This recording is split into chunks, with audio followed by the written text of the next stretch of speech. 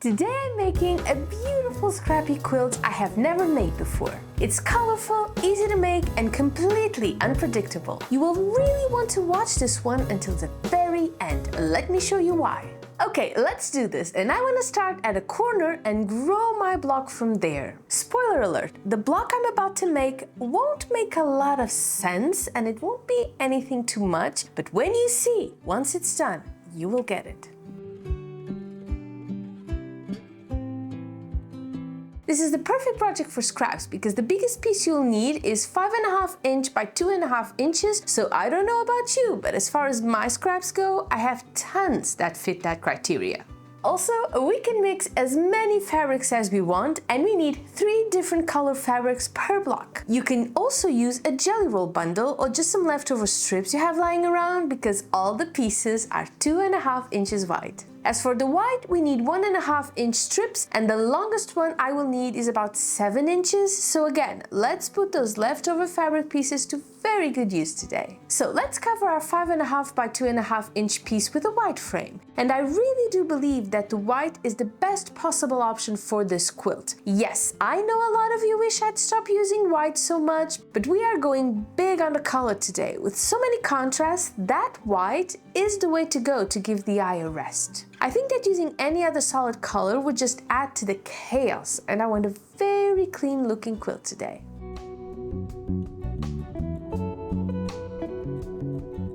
For this block to be as straight and as perfect as I can possibly make it, I am pressing in between steps, particularly when the last step is the white frame, because it's just too thin to flatten on its own. And our next step is adding a color fabric frame around it, just like we would if we were making our 1/4 inch log cabin. Which we're not, by the way, even though I do love them so much. Today we are doing something entirely different. And yes, I am aware that I should probably test out my quilt patterns before I do them for the very first time in front of the camera, but tell me, how much do you love my Pikachu face when things go wrong? That's real entertainment right there.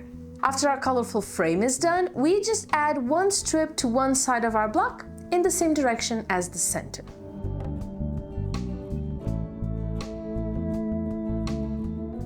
Well, I did promise weird, and that's what I'm delivering. Let's press this all into place so we can see what we're working with before trimming. Because I am using scraps, I expect wonky blocks, but that's okay. This is a very forgiving pattern, so it will not matter at all. The important thing to watch out for when trimming is to keep the side strip as is. Trim all other sides, but not the white one.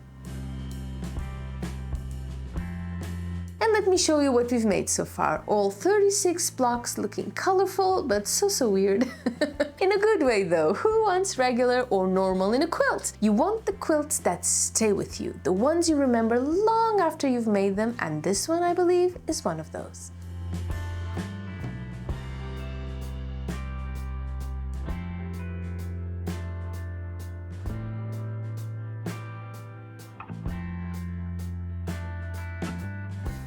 Now we're joining these blocks into groups of 4, and you will get a first glimpse of what I have in mind. Having said that, you will only see the true genius of this quilt once the puzzle is all together, so hang in there, it will be worth it. We want contrasts and big colors, and hopefully no same colors touching with this one. Let's see if I can make it happen. What I can tell you right now is these are some pretty blocks, and I cannot wait to show you what they will look like once we're done with them. And as you can see, the placement of the blocks is not random. There's an order to this chaos that is needed if I want to be able to create the full effect I'm after by the time we're done.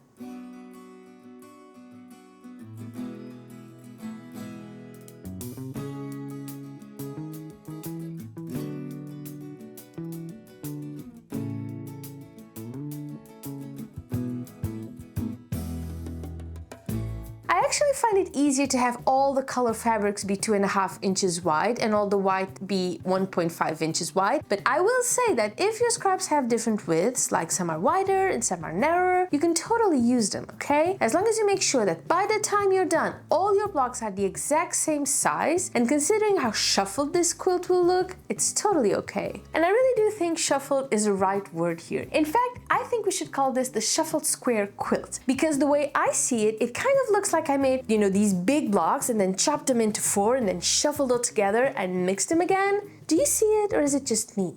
Also, the white strip at the side creates this idea that these aren't squares at all. Rectangles is more like it, but as you know, these are indeed square blocks. It feels almost like magic to me when you create these optical illusions with the way you pair up the fabrics. I love it.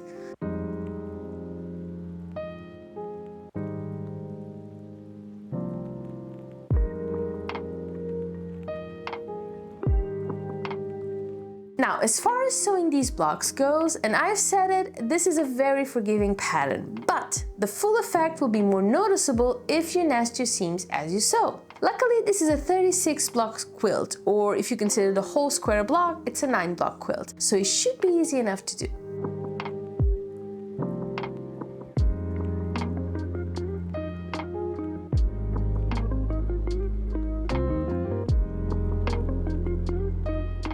And if you'd like to see me finish this quilt, make the sandwich, the basting, the quilting, the binding, you know, the whole shebang, I am adding that extra video to my Patreon and my YouTube membership as we speak. You will also find tons of other exclusive content on there that I think you'll enjoy. But most importantly, by joining our community, you are supporting my work and enabling me to keep making videos for you every single week. So thank you so much. Your support means a lot.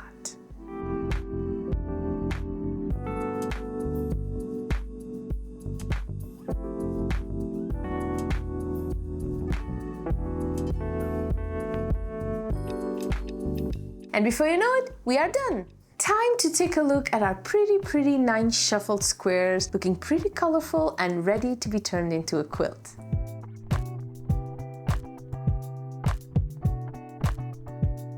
Let's make a puzzle now. There's not much to it. I just want to make sure my white strip is placed correctly and that I'm not placing 2 same fabrics next to each other. But honestly, even if I do, I don't think it's going to show that much because it's such a big mix of colors. As far as sewing goes, this should be quick enough. Just 9 blocks, a 3x3 block quilt, done in no time. And if I were to do quilt as you go, I'd sew the rows first and then add the sandwich when it was time to sew the rows together. This way, however, it doesn't matter. We can go rows first and then join them. That's how I usually do it. But we can also sew 2 rows, then join them before moving on to the third, which is prettier, I think, you know, watching the quilt grow. So just do whatever feels right because the outcome will be the same.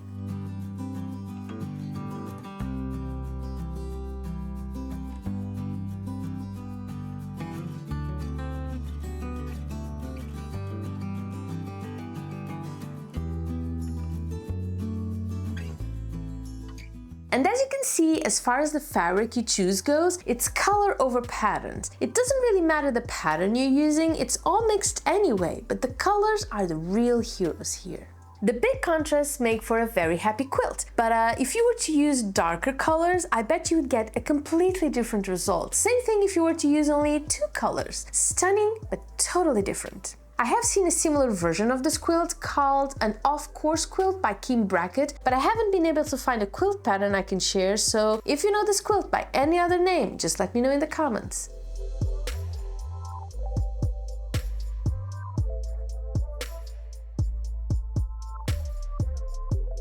And this feels like a very modern, you know, a quirky quilt to me. And I have to say that as much as I love the classics, you know, the log cabins, the rail fences, all of that, modern quilts have a special place in my heart. I love it how quilts are a sort of a time capsule, if you will. You can look at it and you can tell, you know, pretty much the time it was made, considering the pattern and the kind of fabrics you used. I think that's so special. Even looking at all the quilts I've done over time, I can totally see what the trend was at the time. So yeah, this one is definitely giving me 2020s vibes and I love it.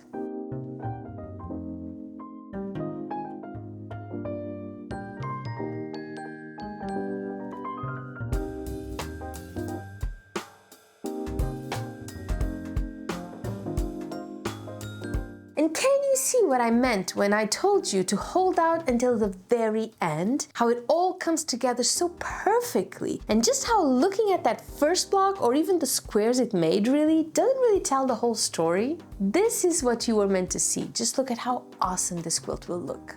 And here we have it, our shuffled squares quilt all done and ready to go. And remember, if you'd like to know how I will be finishing this quilt, stop by my Patreon on my YouTube membership to check it out. And I'll be seeing you really, really soon. Happy quilting, bye bye!